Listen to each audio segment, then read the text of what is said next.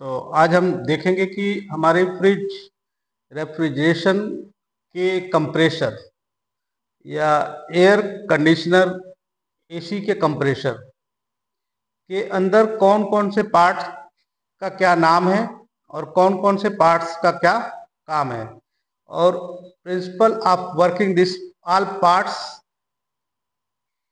सभी पार्ट्स किस तरीके से काम कर रहे हैं। तो आइए हम देखें कि फ्रिज हो या एसी हो, फ्रिज हो,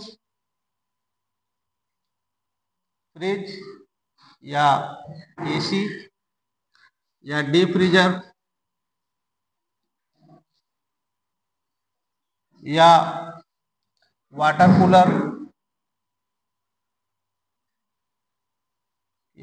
कूलर या single door double door fridge.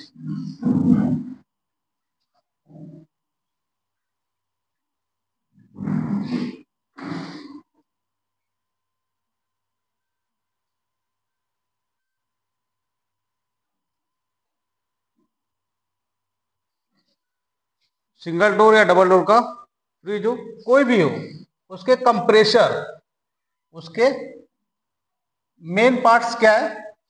AC हो, एसी का मुख्य भाग कौन सा है? कंप्रेसर। क्या है? कंप्रेसर।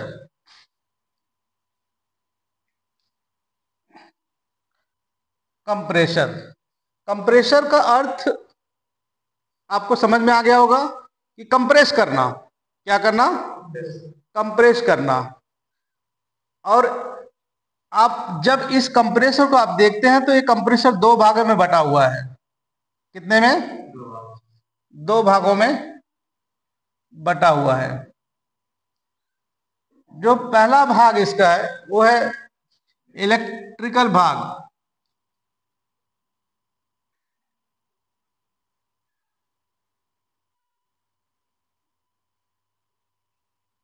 इलेक्ट्रिकल भाग, ये पहला भाग है। और वो निचले भाग में है। जैसे कि यहां पे आप देखेंगे ध्यान से कि यहां पे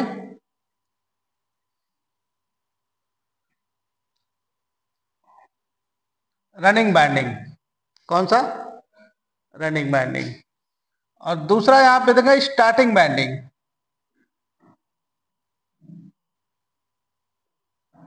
स्टार्टिंग बैंडिंग, बैंडिंग दो प्रकार की बैंडिंग किया गया है इसके अंदर। और स्टेटर है। क्या है? स्टेटर, और स्टेटर के साथ रोटर।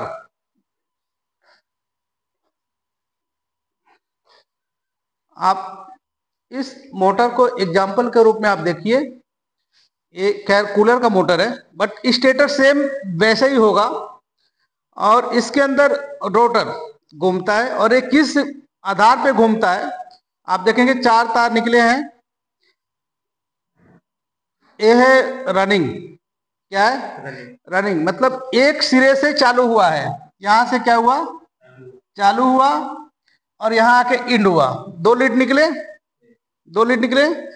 और दो लीड ये है जो कि स्टार्टिंग, यहां से चालू हुआ और यहां जाके निकल गए। राइट। और ये रहा स्टेटर। ये क्या रहा? स्टेटर। ये रहा वायर्स। दो प्रकार की वायर डाले जाते हैं, जैसे कि एल्युमिनियम वायर और कॉपर वायर। और दूसरे भाग में है मैकेनिकल भाग।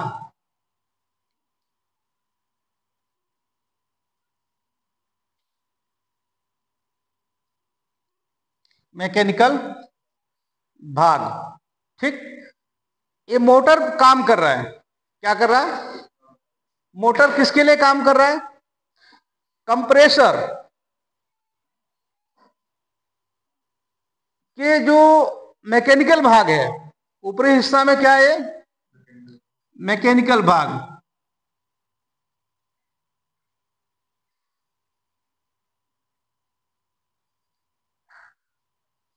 मैकेनिकल भाग में क्या क्या है? जैसे कि पिस्टन। क्या हो गया? पहला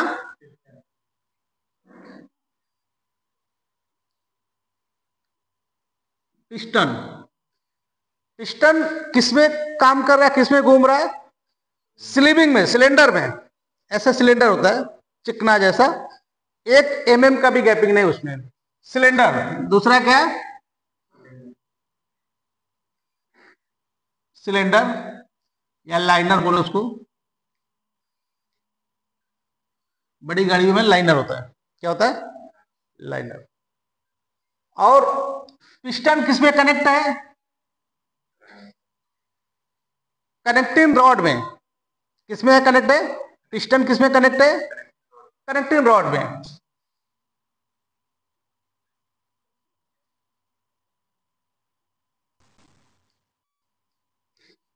और कनेक्टिंग रॉड किसमें कनेक्ट है? क्रैंक सॉफ्ट में। किसमें है? Crank soft.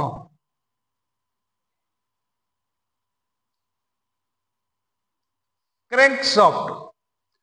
अब क्रैंक सॉफ्ट कैसे घूम रहा है? क्रैंक सॉफ्ट के पीछे देखिए रोटर है। क्या है? रोटर। और ये इस तरीके से है।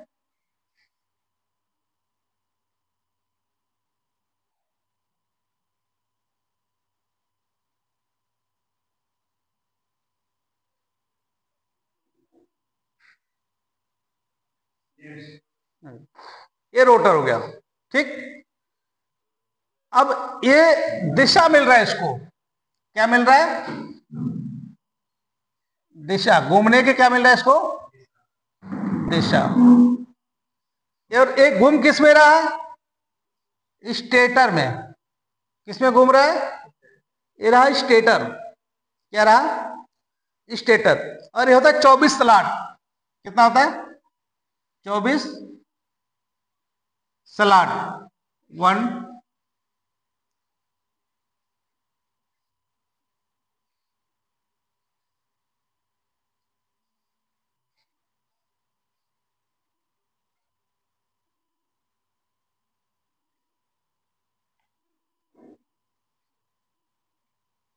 24 स्लॉट। ये आप पिच देख रहे हैं, ये स्लॉट बोलते हैं इसको। क्या बोलते हैं? स्लॉट। ये होता है 1440 आरपीएम। 1440 आरपीएम। आरपीएम का अर्थ क्या है? राउंड पर मिनट। राउंड पर मिनट्स। और ये कितना वोल्टेज में ऑपरेट हो रहा है? 220 वोल्ट टू 240 वोल्ट, ठीक। पोल्स कितने हैं इसके? 4 पोल्स। कितने पोल्स हैं? 4 पोल्स। 4 pole motor. जब मोटर के पोल्स बढ़ते हैं, ध्यान से समझना है, लिखना बाद में। मोटर के जब पोल्स बढ़ेंगे तो आरपीएम कम होंगे कि ज्यादा होंगे?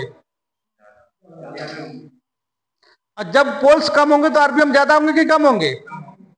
नहीं। जब अगर 2 पोल के मोटर्स हैं, 2 पोल्स में है, तो इसके आरपीएम कितने होंगे? 2800 आरपीएम।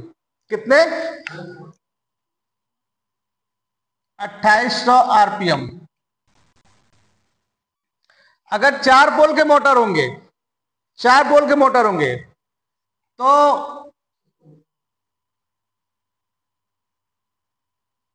इसका आरपीएम होगा 1440 आरपीएम। और अगर के 6 पोल के मोटर होंगे तो इसके आरपीएम होगा 960 आरपीएम। 960 आरपीएम। ओके। 2 पोल के मोटर की कितना आरपीएम है? 2800, 2800। 4 पोल के मोटर में 1440 आरपीएम। 6 पोल के मोटर में 960। ये होगा 24 स्लॉट स्टेटर, लेकिन इसके डिजाइनिंग, बांधने का पिच अलग अलग होगा, राइट। जब हमारे मोटर के आरपीएम बढ़ेंगे तो पावर शक्ति कम होगा कि ज्यादा होगा मोटर के? जब मोटर के आरपीएम बढ़ेंगे तो मोटर की पावर शक्ति या क्षमता उसका ज्यादा होगा कि कम होगा? क्या होगा बताओ? जब मोटर के आरपीएम बढ़ेंगे, जब मोटर के आरपीएम बढ़ेंगे, ध्यान से सुनना, अगर 2 पोल के मोटर्स हैं तो इसके आरपीएम 2800 है, इसकी पावर शक्ति कम होगा। मतलब आप रोटर पकड़ेंगे, पंखे तो रुक जाएंगे, आप रोटर उसका पकड़ेंगे, इस रोटर को पकड़ेंगे हाथ से तो रुक जाएगा, वो आपके हाथ से स्लिप नहीं कर पाएगा क्योंकि उसकी पावर शक्ति कम होगा, लेकिन स्पीड उसका ज्यादा होगा, पावर शक्ति कम होगा। जिस मोटर के पोल्स कम होंगे उसके स्पीड ज्यादा होंगे, बट उसकी पावर शक्ति कम होगा। जिस मोटर के पोल्स बढ़ेंगे, जिस मोटर के पोल्स बढ़ेंगे उसके आरपीएम कम होंगे। जैसे 4 पोल हुआ, लेकिन इसका आरपीएम क्या हुआ? 1440, लेकिन इसकी पावर शक्ति बढ़ गया। कूलर के शाफ्ट को आप पकड़ेंगे तो आपके हाथ से स्लिप करके घूम जाएगा, आप उसे रोक नहीं पाएंगे। क्यों? क्योंकि उसकी पावर शक्ति बढ़ गई। 6 पोल के मोटर को आप बिल्कुल नहीं पकड़ सकते हैं, आपको हाथ को चीरा मार के निकल जाएगा, उसके शाफ्ट आपके हाथ को चीरा मार के निकल जाएगा। मतलब 6 पोल को बताएंगे, अभी समझो ध्यान से। 1440 RPM, 2800 RPM, 960 RPM, right. 960 RPM के पोल्स कितने हैं? 6। 1440 आरपीएम के 4 पोल्स, 2800 आरपीएम मोटर के 2 पोल्स। अब ये दिमाग को अपने सेट कर लेना, जिस मोटर का आरपीएम ज्यादा होगा, जिस मोटर का आरपीएम ज्यादा होगा उसके पोल्स कम होंगे, उसके पोल्स कम होंगे, लेकिन उसकी पावर शक्ति भी कम होंगे। जिस मोटर के पोल्स कम होंगे उसके पावर शक्ति भी कम होंगे, लेकिन आरपीएम ज्यादा होगा। जिस मोटर के पोल्स ज्यादा होंगे, जिस मोटर के पोल्स ज्यादा होंगे उसकी पावर शक्ति भी ज्यादा होगा, लेकिन आरपीएम उसका कम होगा, आरपीएम उसका कम होगा।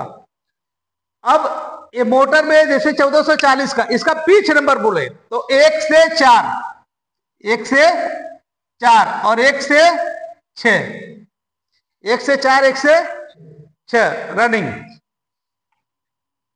और स्टार्टिंग का 1 से 4 और 1 से 6, 1440 आरपीएम का पिच नंबर। 2800 का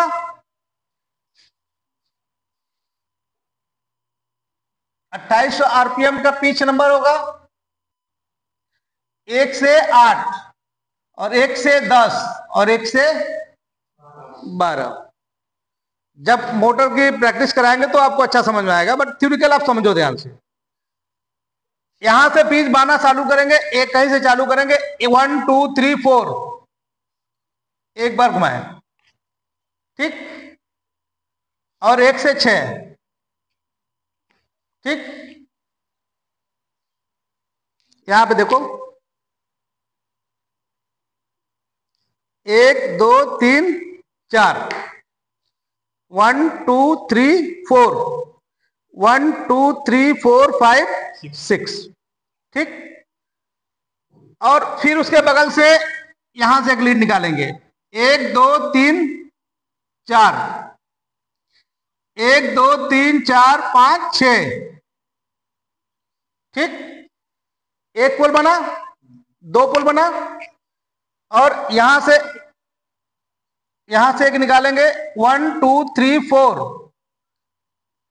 और यहां से 6, 1 2 3 4 5 6, और यहां से एक स्लॉट छोड़ेंगे, दूसरे से 1 2 3 4 और 1 2 3 4 5 6,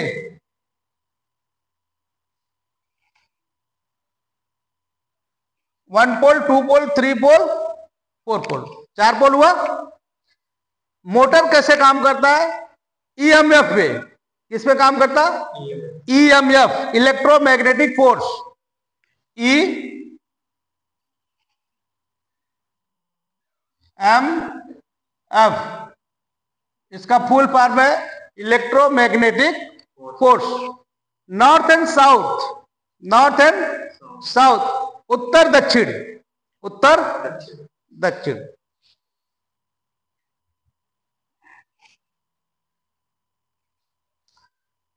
ये पोल मैग्नेटिक फील्ड बनाया। अब ये रनिंग बाइंडिंग है। ये कौन सा बाइंडिंग है? रनिंग। रनिंग भर के कंप्लीट हुआ। अब स्टार्टिंग रह गया। क्या रह गया? स्टार्टिंग। तो स्टार्टिंग इस तरीके से भरेंगे कि एक जो 4 इसका है ना, 1 2 3 4 इसी में से भरेंगे। एक लीड यहां निकालेंगे और एक लीड यहां भर दिए, राइट। और 1 2 3 4 5 6, ओके। और यहां से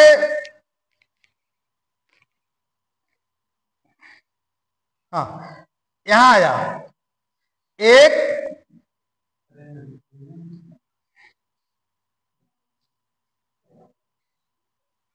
वैसे भर दिए। और 1 2 3 4 5 6, और फिर यहां से यहां भर दिए, और फिर यहां से यहां भर दिए, और फिर यहां से यहां भर दिए, और यहां। मोबाइल बंद करो। किसका है मोबाइल? बंद करो। ये मोबाइल बंद करो। किसका है? तो रनिंग और स्टार्टिंग, रनिंग और स्टार्टिंग। बैंडिंग कितने प्रकार का हुआ? 2 प्रकार के। पहला कौन सा? Running,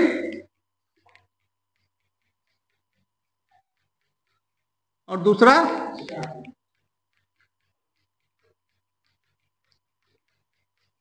starting. रनिंग और स्टार्टिंग। और ये काम कैसे कर रहा? EMF, electromagnetic force. जब यहां से मैग्नेट चालू हुआ और यहां आके इस पोल को पकड़ने की कोशिश कर रहा है, और ए पोल तुरंत चला जाता है, इस पोल को पकड़ रहा है। और ए पोल्स यहां पकड़ने की कोशिश कर रहा है EMF, और ये डाक के चला रहा है इस पोल्स पे। और ए पोल्स इसको पकड़ने की कोशिश कर रहा है, ए पोल्स चला रहा है इस पोल्स को। और इसी प्रकार से रूटर को घुमाना चालू करता है। किसको घुमाना चालू करता? रूटर को। इधर इसके अंदर जो रूटर घूम रहा है, इसके अंदर जो रूटर घूम रहा है, और वो घूमने लगता है। क्या क्या होगा? घूमने लगा। अब यहां से यहां तक तो शाफ्ट है, लेकिन यहीं पे क्रैंक का डिजाइन दे दिया।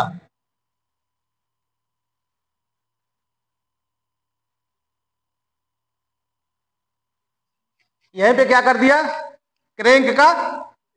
इसी शाफ्ट में जो पंखा कूलर चल रहा है आपका, उसी शाफ्ट में यहां डिजाइन दे दिया, और यहां से पिस्टन दे दिया।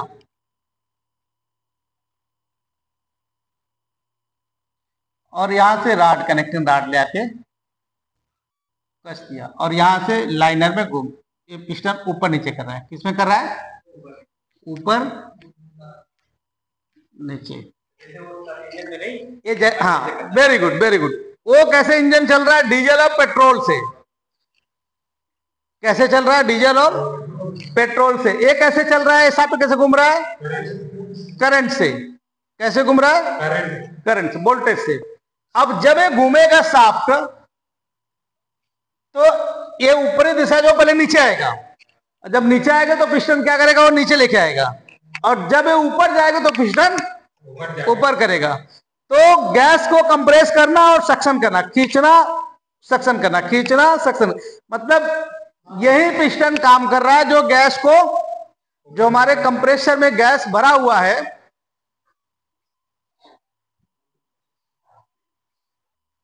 जो हमारे कंप्रेसर में गैस भरा हुआ है, ये इसमें पूरा गैस भरा हुआ है।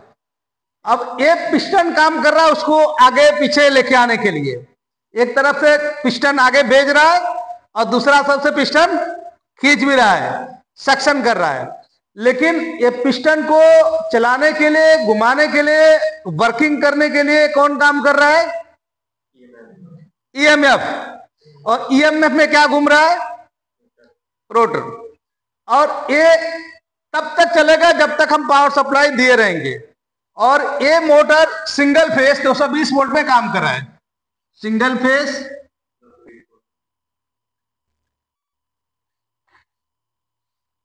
220 वोल्ट टू 240 वोल्ट।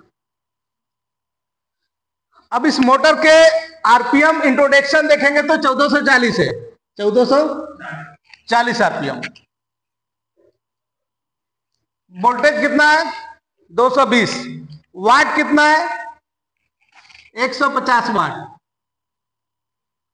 खाने की क्षमता, अपने अंदर एब्जॉर्ब करने की क्षमता। और पोल्स कितने हैं? 4 पोल्स, 4 पोल्स। इसकी मोटर के इंट्रोडक्शन निकालने के लिए, आप इसकी जान पहचान करने के लिए, आप देखो ये 1440 आरपीएम में है, 220 volt to 240 volt single phase में रन कर रहा है, और ये 4 पोल्स के मोटर है, और इसका स्टेटर 24 स्लॉट है। स्टेटर जो ये स्टेटर है, ये क्या है?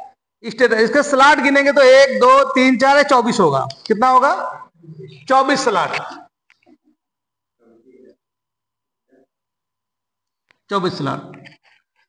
ये रहा मोटर का इंट्रोडक्शन। समझ में आया? मोटर कैसे काम कर रहा है? ईएमएफ के माध्यम से। इस मोटर में क्या क्या है?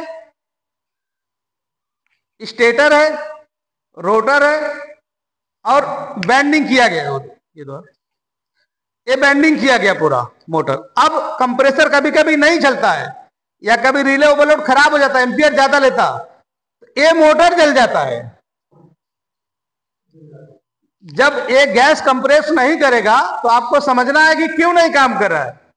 दिस इज नॉट वर्किंग, मतलब ये क्यों नहीं काम कर रहा है? इसका कारण है कि ये प्रिंसिपल नहीं काम कर रहा है, ये मोटर काम नहीं कर रहा है। और मोटर जब काम करेगा तभी पिस्टन ऊपर नीचे करेगा, और जब मोटर काम नहीं करेगा तो पिस्टन ऊपर नीचे नहीं करेगा। तो ये जब तक मोटर काम करेगा तब तक पिस्टन ऊपर नीचे काम करेगा, और जब पिस्टन ऊपर नीचे काम करेगा तो गैस कंप्रेस भी करेगा और सक्शन भी करेगा, कंप्रेस भी करेगा और सक्शन भी करेगा। अगर के कभी कभी एम्पियर ज्यादा लेता है तो ये मोटर शॉर्ट हो जाता है। मोटर क्या होता है? शॉर्ट होने का कारण क्या है?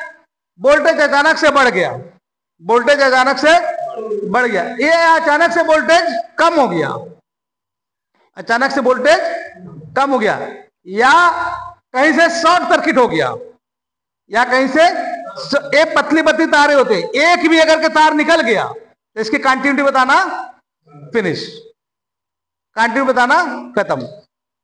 कभी कभी जलने का कारण है कि इसका आयल खराब हो जाए। कभी 10 साल से ब्रिज चल रहे हैं, इसका आयल खराब हो गए, या आयल है ही नहीं है, ओवरहीट होगा, ओवरहीट होने के कारण ये जल जाएंगे। इसके आयल चार्ज होते हैं, इसके आयल क्या होते हैं? चार्ज होते हैं। कभी कभी कंप्रेसर जब ओवरहीट हो जाए तो उसको चेक करना है कि आयल है कि नहीं है। आप आयल किससे चार्ज करोगे? जो सक्शन लाइन है, आयल के बाटला लेके आएंगे, सक्शन में लगाएंगे, वो आयल खींच लेगा। समझ गया नहीं? तो आयल जब चार्ज होगा तो हो सकता है कि मोटर ओवरहीट ना हो। और एम्पियर चेक करेंगे, अगर के 1 मिनट चल रहा है, 2 मिनट चल रहा है, और अचानक से ट्रिपिंग करके बंद हो जा रहा है बार बार, तो कारण यह है कि इस मोटर में कुछ फॉल्ट हो गया, इस मोटर में कुछ फॉल्ट हो गया। जैसे आप यहां देख रहे हैं रनिंग स्टार्टिंग कॉमन, तो उसी प्रकार से ये मोटर में भी रनिंग और स्टार्टिंग 2 लीड निकल जाएंगे, जोड़ के क्या करेंगे? निकल जाएंगे। अब यहां पे आप देखो कि एक रनिंग और एक स्टार्टिंग मिला के क्या दिए? कॉमन बना दिए। एक रनिंग और एक स्टार्टिंग मिला क्या बना दिए? कॉमन, एक लीड निकाल दिए। और एक रनिंग और एक स्टार्टिंग, रनिंग और स्टार्टिंग, और यहीं से कॉमन से हम निकाल के, यहीं से कॉमन निकाल के यहां ले गए, तो यहां बना दे कॉमन। 3 लीड निकला, एक रनिंग और एक स्टार्टिंग मिला के। समझ में आ रहा नहीं आ रहा है? एक रनिंग और एक स्टार्टिंग मिला के क्या बना? यहां दोनों जुड़ गया और यहां से निकल गया कॉमन, जिसको बोलते हैं सी। ए पॉइंट है, ए वाला। और एक रनिंग और एक स्टार्टिंग, एक रनिंग और एक रनिंग और स्टार्टिंग एक एक लीड निकाल के क्या बना? कॉमन। और एक रनिंग और एक स्टार्टिंग अलग निकल गया। इसमें क्या जुड़ेगा दोनों में? कैपेसिटर के 2 तार आते हैं ना, आते नहीं आते? कूलर का हो, वॉशिंग मशीन हो, कोई भी मोटर हो, ये दोनों जुड़ते हैं कैपेसिटर में। ठीक, जब न्यूट्रल फेस लेके आते हैं मेन पावर सप्लाई, तो फेस देते हैं इसमें और न्यूट्रल देते हैं रनिंग में, और मोटर काम करना चालू हो जाता है। मोटर काम करना चालू हो जाता है। छोटा से छोटा मोटर से लेके बड़ा से बड़ा मोटर में सबका प्रिंसिपल यही है। मोटर का प्रिंसिपल यही है। हाँ, डिजाइनिंग अलग हो सकता है, पिच नंबर अलग हो सकता है, स्लॉट कम भी होते हैं, स्लॉट कम भी आते हैं, उसकी डिजाइनिंग बांधने के लिए अलग से उसका मेथड है। वायर नंबर चेंज हो जाएंगे, टर्न चेंज हो जाएंगे, टर्न जैसे वायर इसमें आप मान लो 31 और 32 नंबर लग रहा है, 31 नंबर और रनिंग में और 32 नंबर स्टार्टिंग में। टर्न छोटे मोटर में, ये जैसे कूलर का है, 31 नंबर रनिंग और 32 नंबर डाल दिया, टर्न 170। लेकिन जब आप फराटा में आएंगे 2800 आरपीएम में 24 स्लॉट ही होगा, 24 स्लॉट ही होगा। लेकिन ओके, चाक सर, क्या ये रात को दुकान खुली मिल गई थी, ये मैंने ले लिया, मंगा लिया, 10 बजे मैंने मंगाया है। चाक घर से सीधे इधर से निकल आ रहे हैं। चलिए चाक मंगा दीजिए, चाक मंगा दीजिए, वो उधर घास काटने लगे हैं। मंगाओ उनसे चाक, बोलो एक चाक लेके, कलर चाक। और जब 2800 आरपीएम में जाएंगे वायर नंबर 34 हो जाएगा। कितना? 34। पिच नंबर बदल जाएंगे इसके। पिच नंबर जो अभी 1 से 4 में डालते हो 1 से 8 में होगा, वो भी बता देंगे आपको।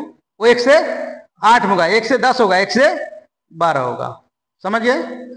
तो कंप्रेसर का जो ऊपरी भाग है ये मैकेनिकल आता है, जो पिस्टन, क्रैंकशाफ्ट, लाइनर, ये सब किस में आ गया? मैकेनिकल भाग में। और ये मोटर किस में आ गया? इलेक्ट्रिकल भाग में। तो अब आप बताओ कि इलेक्ट्रिकल भाग मैकेनिकल भाग को चलाता है कि मैकेनिकल भाग इलेक्ट्रिकल भाग को? श्योर? कंफर्म हो गया? कौन किसको चला रहा है? इलेक्ट्रिकल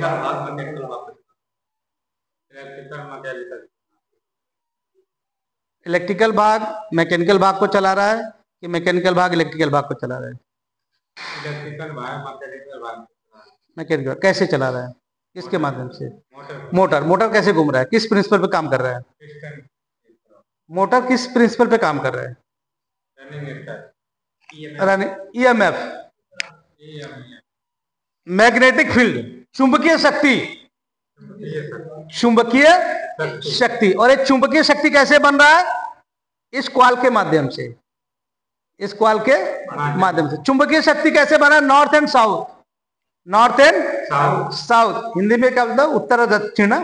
उत्तर और दक्षिण, उत्तर और दक्षिण मतलब उत्तर दक्षिण को पकड़ने के चक्कर में है और दक्षिण उत्तर को पकड़ने के चक्कर में। जैसे उत्तर दक्षिण के पास आता है, दक्षिण भाग के चला जाता उत्तर के पास, और उत्तर दक्षिण के भाग।